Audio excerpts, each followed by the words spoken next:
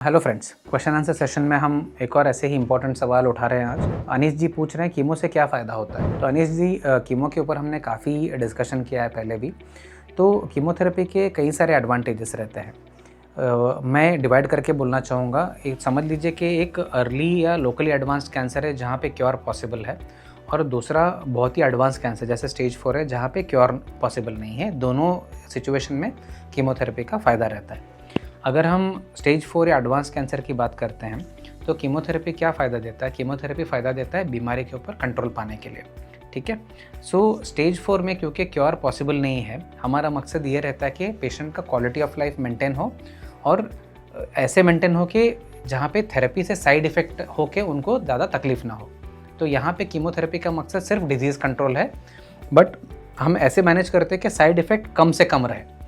तो इससे क्या होगा, भले हमें क्योर पॉसिबल नहीं है, पेशेंट का क्वालिटी ऑफ लाइफ, जो उनका रोज़मर्रा का जो डेली एक्टिविटीज़ है, इनको हम कंटिन्यू रख सकते हैं। सो ये एक मकसद हो गया। जब हम अर्ली या लोकली एडवांस्ड कैंसर की बात करते हैं, इसलिए वहाँ पे हम कीमोथेरेपी क्यों देते हैं? वो क्योर हासिल करने के लिए और डिजीज़ के ऊपर कंट्रोल पाने के लिए, ताकि बीमारी वापस आने का जो चांस है वो कम हो जाए। ये हम कैसे हासिल करते हैं? जब हम सिर्फ सर्जरी करते हैं या सिर्फ रेडिएशन देते हैं तो हम सिर्फ लोकल डिजीज़ को ट्रीट कर रहे हैं जहाँ पे बीमारी पैदा हुआ था और इसके इर्द गिर्द के एरिया को। बट कई सारे ऐसे पेशेंट में ये रिस्क रहता है कि यहाँ से जो कैंसर के सेल्स, जो लूज कैंसर सेल्स हैं, आपके लिम्फेटिक वेसल्स में या खून के नसों में ऑलरेडी फैलना चालू हो गया हो। अगर फिर ऐसे रहेगा तो ये डिजीज़ को हम कैसे कंट्रोल करेंगे? ये तो सर्जरी या रेडिएशन से कंट्रोल नहीं होगा। और ये जो बीमारी दौड़ रहा है, अगर ये इम्यूनिटी से बच निकलेगा तो फ्यूचर में जाके हो सकता है 6 महीना हो, 8 महीना हो या 3 साल हो, इसके बाद बीमारी अलग जगह पे पनप के तब प्रेजेंट हो जाए। हो सकता है लंग में हो, ब्रेन में हो, लिवर में हो, पेरिटोनियम में हो, कहीं पर भी हो सकता है। तो ये जो बीमारी की क्षमता है, जो बायोप्सी रिपोर्ट है, ट्यूमर मार्कर्स है, और जो निकाले हुए जो सर्जिकल स्पेसिमेन को हम एसेस करते हैं, इससे हमें पता चलता है।